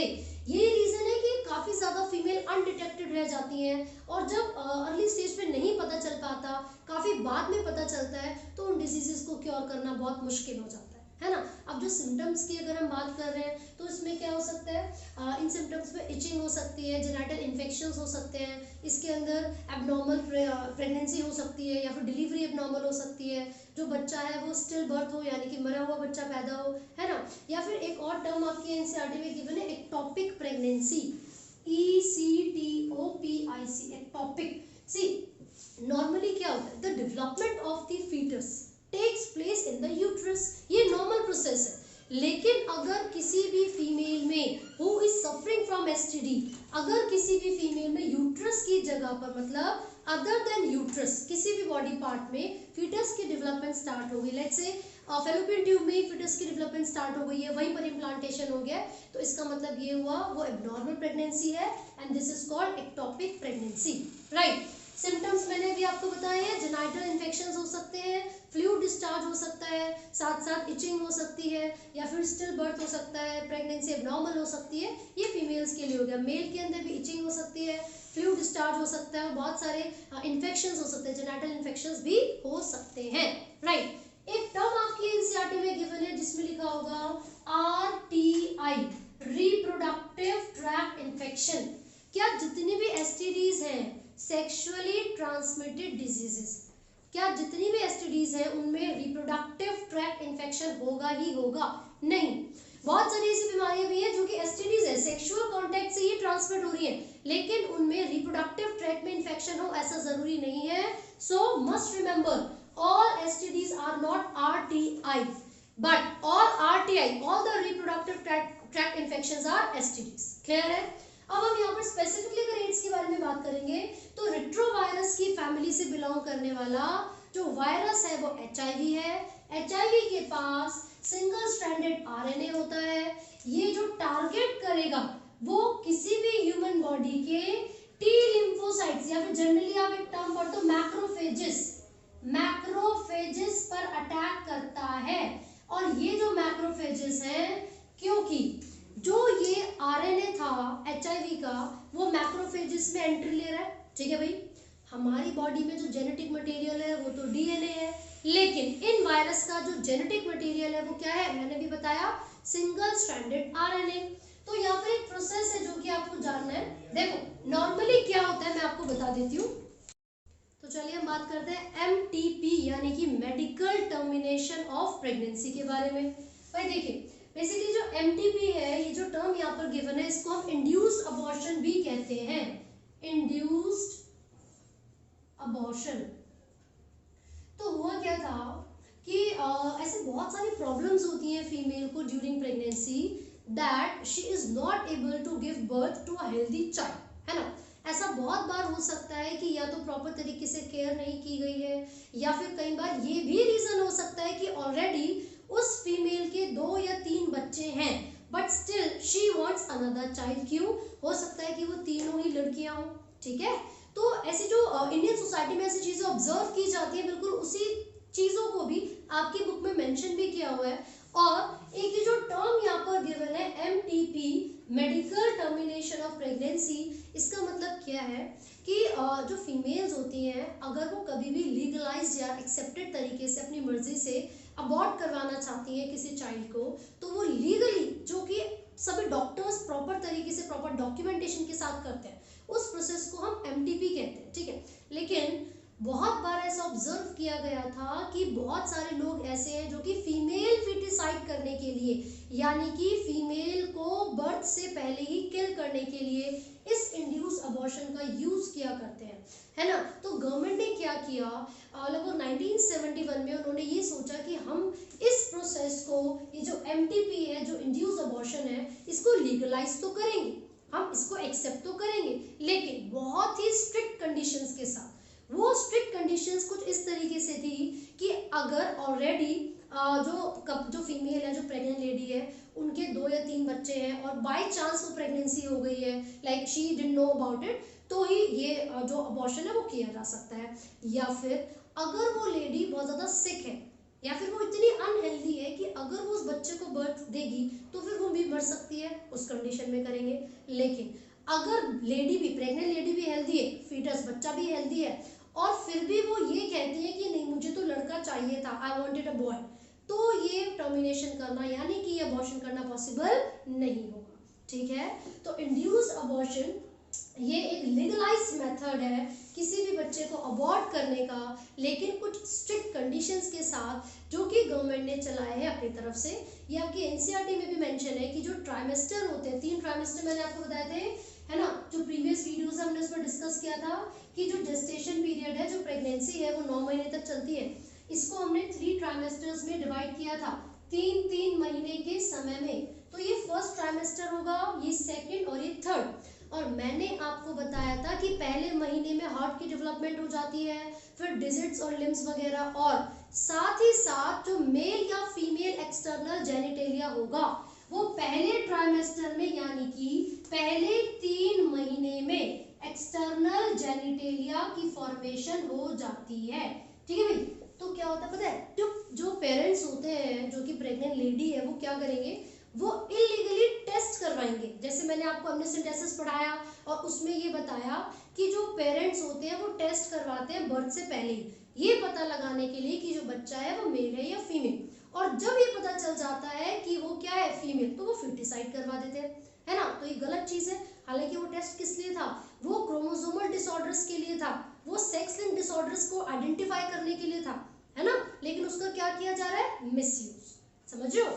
तो जब इन पेरेंट्स को ये पता चलता है कि बच्चा मेल होगा या फीमेल, तो वो क्या करवाते हैं, फीमेल की पता चलती अबॉर्ट करवाना शुरू कर देते हैं, है ना। तो बहुत सारे तो पेरेंट्स ऐसे भी हैं जो कि 3 मंथ्स के बाद भी चाहते हैं कि अबॉर्शन हो जाए, लेकिन जो पढ़े लिखे जो क्वालिफाइड डॉक्टर्स है, they would never allow it. क्यों? क्योंकि वो इलीगल है। वो जो चाइल्ड है उसकी डेवलपमेंट काफी ज्यादा हो चुकी है, ठीक है, और साथ ही मदर के लिए भी फेटल हो सकता है, मदर की भी डेथ हो सकती है during this termination of pregnancy, है ना। तो फिर बहुत सारे क्वैक यानी कि झोला छाप डॉक्टर ये ऐसे होते हैं जो कि 3 मंथ्स के बाद ये जो अबॉर्शन है वो कर देते हैं। अदरवाइज नॉर्मली अगर देखा जाए तो 12 हफ्ते के अंदर ही यानी कि फर्स्ट ट्राइमेस्टर के अंदर ही सेफ होता है अबॉर्शन मदर के लिए। अदरवाइज उसके बाद अगर ये अबॉर्ट करवाया जाएगा तो फिर ये बहुत प्रॉब्लमेटिक हो सकता है प्रेग्नेंट लेडी के लिए भी, ठीक है। तो MTP means medical termination of pregnancy, also called induced abortion. The government of India has illegally has accepted this process, है ना। लेकिन अगर फीमेल फिटिसाइड का और कोई भी केस ऑब्जर्व किया जाता है तो फिर पनिशमेंट भी मिलती है उन पेरेंट्स को जो कि इलीगल अबॉर्शन करते हुए पाए जाते हैं। इसका भी आप अच्छे तरीके से ध्यान रखें, इसको अच्छे से पढ़ें। तो चलिए अब हम बात करते हैं इनफर्टिलिटी के बारे में। बेसिकली इनफर्टिलिटी क्या है? ये एक ऐसा टर्म है जो कि यूज किया जाता है उन कपल के लिए who are not able to give rise या फिर to produce a new child, है ना। तो टेक्निकली अगर हम बात करें तो कुछ ऐसे भी कपल्स हैं जिनको इनफर्टाइल कपल कहा जाता है, because even after unprotected sexual contact they can not produce a child, ठीक है। तो इनफर्टिलिटी एक ऐसी कंडीशन है जिसमें जो कपल है वो बच्चे को मतलब पैदा नहीं कर सकते हैं, क्योंकि कुछ ऐसे सर्टेन कॉजेज हो सकते हैं उसके लिए, जैसे कि कंजेनाइटल यानी कि बर्थ से ही कोई ऐसी प्रॉब्लम हो, ठीक है, रूडिमेंट्री ओवरी हो सकती है, या फिर जो इंटरनल फिजियोलॉजिकल कंडीशंस होनी चाहिए थी फीमेल की बॉडी में वो अवेलेबल नहीं है, या फिर मेल के अंदर स्पर्म्स की फॉर्मेशन जो नॉर्मल होती है वो नहीं है। कोई भी रीजन हो सकता है, राइट। फिजिकल रीजन हो सकता है, फिजिकली मतलब डिसबैलेंस्ड हो कोई इंडिविजुअल, या फिर ड्रग्स बहुत ज्यादा लेते हो। अगर कोई भी कपल बहुत ज्यादा ड्रग्स को लेते हैं तो मेल और फीमेल दोनों की ही मैं बता रही हूँ, मेल के अंदर जो स्पर्म का काउंट है वो रिड्यूस हो सकता है, टेस्टिकल्स का साइज रिड्यूस हो सकता है, एग्रेसिवनेस आ सकती है, या फिर बहुत ज्यादा ऐसे सर्टेन चेंजेस होते हैं जो कि स्पर्म्स के काउंट को रिड्यूस कर सकते हैं या फॉर्मेशन को अफेक्ट कर सकते हैं। सिमिलरली फीमेल्स अगर बहुत ज्यादा डोसेज लेती हैं ड्रग्स की तो उनके मेंस्ट्रुअल साइकिल एब्नॉर्मल हो सकते हैं, ओव्यूलेशन एब्नॉर्मल हो सकती है और प्रेगनेंसी भी ना हो, ऐसा पॉसिबल है। इम्यूनोलॉजिकल हो सकते हैं, साइकोलॉजिकल, ब्रेन से रिलेटेड हो सकते हैं। साइकोलॉजिकल में हम बात करेंगे कि मेंटली कहीं डिस्टर्बेंस ना हो मेल या फीमेल दोनों में से किसी में, और किसी भी तरीके की जो बीमारी है जो डिजीज है वो भी एक रीजन हो सकती है इनफर्टिलिटी का, ठीक है। देखिए नॉर्मली अगर मैं इंडियन सोसाइटी के बारे में आपको बताऊं, generally females are being blamed, ठीक है, फॉर बीइंग चाइल्डलेस। तो ऐसा नहीं है। ऐसा अगर हम देखा जाए, अगर पढ़े लिखे जो लोग हैं जिनको बहुत ज्यादा नॉलेज है अबाउट द गैमेट्स, तो उनको पता है कि भाई फीमेल में XX और मेल में XY है ना। दो चीजों की मैं यहाँ पर बात करूँ, एक तो मैं बात करूँ इनफर्टिलिटी की जो कि चाइल्डलेस कपल है, जो कि बच्चे ही पैदा नहीं कर सकते, तो ऐसा जरूरी नहीं है कि फीमेल्स ही उनके लिए रिस्पॉन्सिबल है। ये भी तो हो सकता है कि मेल्स में स्पर्म प्रोड्यूस नहीं हो पा रहे, ये भी तो हो सकता है कि मेल्स के अंदर स्पर्म का काउंट ही बहुत कम है जो कि फेलोपियन ट्यूब तक नहीं पहुंच पा रहा और एग के साथ फ्यूज नहीं हो पा रहा है। मैं ये नहीं कहती कि फीमेल के अंदर वो प्रॉब्लम नहीं है या फीमेल के अंदर नहीं हो सकती है, but males could also be responsible for this. दूसरी चीज गर्ल चाइल्ड, एक तो मैंने बोला चाइल्डलेस कपल, उसके लिए दोनों रिस्पॉन्सिबल हो सकते हैं। और गर्ल चाइल्ड की अगर मैं बात बताऊं तो देखिए, सिंस मेल्स आर हेटेरोगैमेटिक यानी कि दो तरीके के गैमेट्स होते हैं, X भी होता है और Y भी होता है, जबकि फीमेल में देखा जाए तो दोनों ही XX है ना। तो किसके ऊपर डिपेंड कर रहा है कि बच्चा लड़का होगा या लड़की, मेल के ऊपर डिपेंड कर रहा है, राइट। लेकिन यहाँ पर ये हमें पता है क्योंकि हम लोगों ने पढ़ रखी है सारी चीजें, हम लोगों को नॉलेज है, but there are still some people who are unaware of this fact. तो बहुत सारे विलेजेस में, बहुत सारे जो रूरल एरियाज है वहां पर देखा जाए तो लोगों को नहीं पता होता इन चीजों के बारे में, तो वो हमेशा ब्लेम करते हैं फीमेल्स को, ठीक है। तो ऐसा नहीं है, जो मेल है एक्स और वाई दो तरीके के गैमेट्स कैरी करने की वजह से उन्हीं के ऊपर डिपेंड करता है कि बच्चा लड़का होगा या लड़की, लेकिन उन्हें भी थोड़ा पता है कि भैया भागता हुआ जो स्पर्म जा रहा है वो वाई है कि एक्स है ना। तो सिंपली ये रोल किसी का भी नहीं है कि कोई रिस्पॉन्सिबल नहीं है 100% कि बच्चा हो रहा है तो फिर नहीं वाई नहीं आया मेल का इसलिए भाई मेल को ब्लेम करो, नहीं, या फिर फीमेल ने प्रोड्यूस नहीं करा डिफरेंट, तो ऐसा कुछ नहीं, ठीक है। तो दोनों का ही इक्वली रोल होता है सेक्स ऑफ चाइल्ड को डिटरमाइन करने के लिए। हाँ, बट ये बोलेंगे कि वाई क्योंकि मेल के पास ही है तो मेल नेस्ट को रिप्रेजेंट करना किसके ऊपर, फादर के ऊपर ही डिपेंड करे। तो अब यहाँ पर पता है क्या है, बहुत सारी ऐसी टेक्निक्स लाई गई हैं जो कि चाइल्डलेस कपल के लिए बहुत ज़्यादा हेल्पफुल है। बहुत सारे ऐसे क्लिनिक खोले गए हैं जिसमें बहुत सारे अलग अलग टेक्निक्स को इंट्रोड्यूस किया गया है ताकि उनके भी बच्चे हो सके। And these techniques are commonly called ART, ART, ठीक है। तो ART यानी कि आर्ट, इसकी फुल फॉर्म क्या है, assisted reproductive technologies, assisted reproductive technologies या टेक्निक्स। तो आपको ये पूरा याद रखना है, एक्सपेंडेड फॉर्म एग्जैक्टली। तो अगर देखा जाए तो यहाँ पर जो आर्ट है असिस्टेड रिप्रोडक्टिव टेक्निक्स, इसके अंदर हम बहुत सारे टेक्निक्स पढ़ेंगे। तो ये हो गया असिस्टेड रिप्रोडक्टिव टेक्नोलॉजीज। इसके अंदर सबसे पहले मैं आपको बता दूं दो टर्म्स है तो दोनों IVF ही एक ही टर्म है वैसे लेकिन इसको हम दो तरीके से पढ़ेंगे। एक होता है in vitro fertilization, in vitro fertilization, और एक होता है इन वीवो फर्टिलाइजेशन। विट्रो का मतलब है आउटसाइड द बॉडी, वीवो का मतलब है इनसाइड द बॉडी। तो अगर मेल और फीमेल गैमेट्स बॉडी के बाहर फ्यूज होते हैं तो उसको इन विट्रो फर्टिलाइजेशन बोलेंगे, लेकिन अगर दोनों की fusion inside the female body होगी तो उसे हम इन वीवो फर्टिलाइजेशन बोलेंगे, ठीक है। तो होता क्या है, इन विट्रो फर्टिलाइजेशन की अगर मैं बात करूं, so there is a programme called test tube baby programme. जो टेस्ट ट्यूब बेबी है, टेस्ट ट्यूब बेबी का मतलब क्या है कि जो फीमेल के अंदर का एनवायरनमेंट है बिल्कुल उसी के जैसा, यानी कि सिमुलेट एनवायरनमेंट कहाँ पर क्रिएट करवाया जाता है, एक फील्ड में, एक एक्सटर्नल एनवायरनमेंट में, जिसको हमने टेस्ट ट्यूब प्रोग्राम बोला है। और इसके अंदर हम क्या करेंगे, मेल और फीमेल गैमेट्स, मेल और फीमेल गैमेट्स को एक दूसरे के साथ फ्यूज करवाएंगे। फिर से सुनिए, इन विट्रो का मतलब है आउटसाइड द बॉडी। नॉर्मली जब भी फर्टिलाइजेशन होगी फीमेल की फैलोपियन ट्यूब में होगी, तो जो कंडीशंस, जैसा एनवायरनमेंट फीमेल की फैलोपियन ट्यूब में होता है बिल्कुल वैसा ही एनवायरनमेंट हम बाहर क्रिएट करते हैं, और उस एनवायरनमेंट में मेल और फीमेल गैमेट्स को एक दूसरे के साथ फ्यूज करवाएंगे। तो इस तरीके की फर्टिलाइजेशन इन विट्रो के अंडर आती है and this programme is called test tube baby programme. अब पता है क्या होगा, फर्टिलाइजेशन तो हो गई और फर्टिलाइजेशन के रिजल्ट में क्या बनता है, जाइगोट बनेगा, 2N यानी कि डिप्लॉइड सेल, ठीक है। अब पता है क्या करेंगे, वो फीमेल या फिर कोई भी एक ऐसा कपल जिसके अंदर फर्टिलाइजेशन के लिए नॉर्मल कंडीशन नहीं थी, तो हमने क्या किया, उस कपल में से फीमेल से एग ले लिया, मेल से स्पर्म ले लिया और दोनों को एक्सटर्नली फ्यूज करवा दिया, है ना। तो इनके अंदर दिक्कत ये थी कि जो गैमेट्स हैं, है ना, उनकी फर्टिलाइजेशन नहीं हो पा रही थी, लेकिन जाइगोट को नॉर्मल कंडीशंस दे सकती है वो फीमेल, जाइगोट को नॉर्मल कंडीशंस वो फीमेल दे सकती है। तो अब जब इस जाइगोट की डेवलपमेंट शुरू होगी तो सबसे पहले क्या होगा भाई, क्लीवेज, यानी कि वो जाइगोट दो सेल से बदलेगा। इसको हमने क्या बोला, 2 ब्लास्टोमेर्स बन गए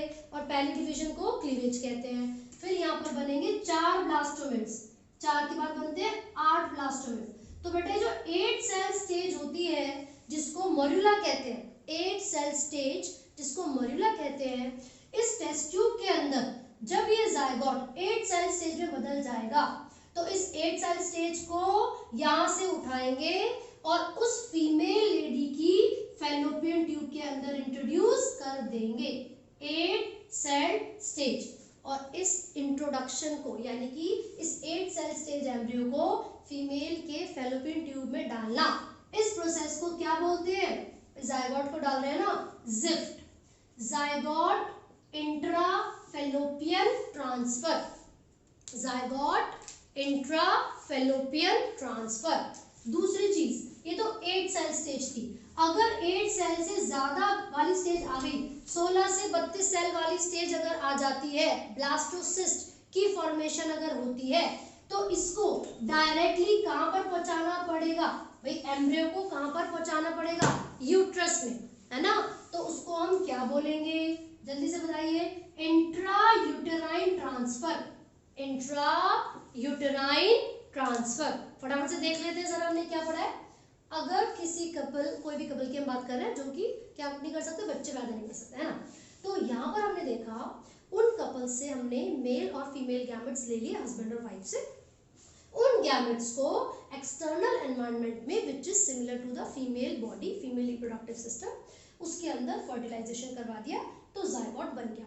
अब ये जो जायगोट है, इस टेस्ट ट्यूब के अंदर उसकी डेवलपमेंट शुरू होगी, एम्ब्रियोनिक स्टेजेस आएंगी, है ना। एम्ब्रियो बन चुका है, अब क्या करेंगे हम, इस एम्ब्रियो को ट्रांसफर करेंगे फीमेल के अंदर वापस, ताकि जो आगे की डेवलपमेंट है वो फीमेल की बॉडी में हो। हमने सिर्फ फर्टिलाइजेशन बाहर करवाई है, आगे की डेवलपमेंट बॉडी के अंदर ही होगी, सही हुई। अब ये जो एम्ब्रियो ट्रांसफर आप कर रहे हो, ईटी का मतलब है एम्ब्रियो ट्रांसफर, ये 2 स्टेजेस पर हो सकता है। एक स्टेज है जब मोरुला बनेगा, मतलब 8 सेल स्टेज आएगी। तो जब 8 सेल स्टेज होती है ना, तो हम पता है कहां पर ट्रांसफर करते हैं एम्ब्रियो को, फेलोपियन ट्यूब में। जब 8 सेल स्टेज होती है, up to 8 cell stage, the embryo is transferred to the fallopian tube, और इसको कहते हैं जिफ्ट। जिफ्ट का मतलब है जायगोट इंट्राफेलोपियन ट्रांसफर। दूसरी स्टेज हो सकती है जब 16 से 32 सेल बन जाए, यानी कि मोरुला के आगे वाली स्टेज। तो अब तो फेलोपियन ट्यूब में डालने का कोई मतलब ही नहीं है, अब तो एम्ब्रियो को फेलोपियन ट्यूब में नहीं डाल सकते। अब इसको इंट्रोड्यूस करेंगे यूट्रस में, तो उसको कहते हैं intra uterine transfer, intra uterine transfer. Clear है। तो चलिए अब आगे बढ़ते हैं और अब देखेंगे अगर कोई कपल ऐसा है, अगर कोई कपल ऐसा है, यहाँ पर तो देखो मेल फीमेल गैमेट्स बन रहे थे, लेकिन उस फीमेल में जो कपल है, उनमें जो फीमेल है उसके अंदर फर्टिलाइजेशन नहीं हो पा रही थी। अब मैं ऐसे कपल की बात कर रही हूँ जिसमें जो गैमेट्स है, एग और स्पर्म, उनकी फॉर्मेशन नहीं हो सकती। यहाँ तो गैमेट्स फिर भी बन गए थे, यहाँ पर एक ऐसी कंडीशन है जिसमें गैमेट्स की फॉर्मेशन नहीं हो सकती। तो पता है क्या करेंगे, डोनर से, किसी भी डोनर से गैमेट्स को लेकर ट्रांसफर कर देंगे इंडिविजुअल की बॉडी में। उसको कहा जाता है गिफ्ट, गैमेट इंट्राफेलोपियन ट्रांसफर। क्या कहते हैं, गैमेट इंट्राफेलोपियन ट्रांसफर। तो ये हो गया गिफ्ट। अब पता है गैमेट को जब हम ट्रांसफर कर रहे हैं, जब गैमेट्स को ट्रांसफर कर रहे हैं, तो अगर एग चाहिए तो किसी डोनर फीमेल से ले लो, स्पर्म चाहिए तो किसी डोनर मेल से ले सकते हैं, है ना। अब एक क्वेश्चन पता है आपसे क्या पूछेंगे, एक ऐसी कंडीशन बताइए जिसमें लो स्पर्म काउंट होता है, मतलब जो मेल है वो बहुत ही कम मात्रा में, लो स्पर्म काउंट, स्पर्म का काउंट बहुत ही कम है उसके अंदर, तो कौन सी टेक्निक यूज करोगे, लो स्पर्म काउंट के लिए।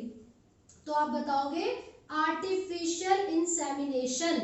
कौन सी टेक्निक, आर्टिफिशियल इंसेमिनेशन, है ना भाई। पता है इसमें क्या है, हम आर्टिफिशियली जो मेल के गैमेट्स हैं, यानी कि जो स्पर्म है, उसको इंट्रोड्यूस करवा देंगे फीमेल की बॉडी में। हम आर्टिफिशियली मेल गैमेट्स को इंट्रोड्यूस करवा देंगे फीमेल की बॉडी में। 2 तरीके हो सकते हैं, या तो मान लीजिए कि वो जो मेल है बिल्कुल भी स्पर्म प्रोड्यूस नहीं कर पा रहा है, या फिर बहुत ही कम मात्रा में स्पर्म प्रोड्यूस हो रहा है और वो स्पर्म पहुंच ही नहीं पा रहा फीमेल के गैमेट। ठीक है, तो हम क्या कर सकते हैं इसके अंदर, एक होता है ICSI, ICSI देखो उसका मतलब है intracytoplasmic, intracytoplasmic sperm injection, intracytoplasmic sperm injection. और दूसरा होता है IUI, IUI intra uterine insemination, intra uterine insemination. तो पता है इन दोनों में क्या डिफरेंस है, देखो मैं बताती हूँ। अगर मेल इंडिविजुअल बिल्कुल भी स्पर्म्स को प्रोड्यूस नहीं कर पा रहा है ना, तो किसी डोनर मेल से स्पर्म लिए और इंजेक्शन का यूज करके जो एनिमल सेल के अंदर जेनेटिक मटेरियल को पहुंचाने के लिए इंजेक्शन, माइक्रो इंजेक्शन यूज किए जाते हैं। मतलब बहुत सारे स्पेशलाइज्ड मशीन होती है इसको प्रोसेस को करने के लिए। तो हम क्या करेंगे, किसी डोनर मेल से जो स्पर्म हमने लिए हैं उसको डायरेक्टली फीमेल के अंदर जो एग है ना उसके अंदर इंसर्ट कर दिया जाएगा। तो उसको कहते हैं एग के अंदर, एग के साइटोप्लाज्म में स्पर्म को पहुंचा देना। तो इंट्रा साइटोप्लाज्मिक स्पर्म इंजेक्शन, ये कौन सा प्रोसेस है, ICSI। दूसरा क्या है, IUI, है ना, इंट्रा यूटेराइन इंसेमिनेशन। तो हम क्या कर सकते हैं, जो हमने डोनर से स्पर्म लिए हैं उसको जो फीमेल है, फीमेल की बॉडी में यानी कि यूट्रस के अंदर तक पहुंचा दिया जाएगा। फिर यूट्रस से वो ट्रेवल करके मोटाइल होंगे, तो ट्रेवल करके फीमेल की फैलोपियन ट्यूब तक पहुंचेंगे and the fertilisation would occur. Correct. तो ये सभी टेक्निक्स आपको याद करनी है। लो स्पर्म काउंट के लिए जनरली पूछा जाता है, तो आर्टिफिशियल इंसेमिनेशन याद रखिए। गैमेट्स को पहुंचाना है तो गिफ्ट होगा, जाइगोट को पहुंचाना है तो जिफ्ट होगा। जाइगोट को 8 सेल स्टेज तक पहुंचाओगे, 8 सेल स्टेज तक पहुंचा रहे हो तो हमने उसको जिफ्ट बोल दिया। लेकिन 8 सेल से ज्यादा वाली स्टेज आ गई ना तो उसको क्या बोलोगे, IUT, intra uterine transfer. So this is all about this chapter. ये इनफर्टिलिटी लास्ट टॉपिक था जो कि हमने अच्छे से कवर किया है। In case you have any doubt in any topic, आप कमेंट कर सकते हैं, पूछ सकते हैं। And do not forget to like, share and subscribe. Thank you.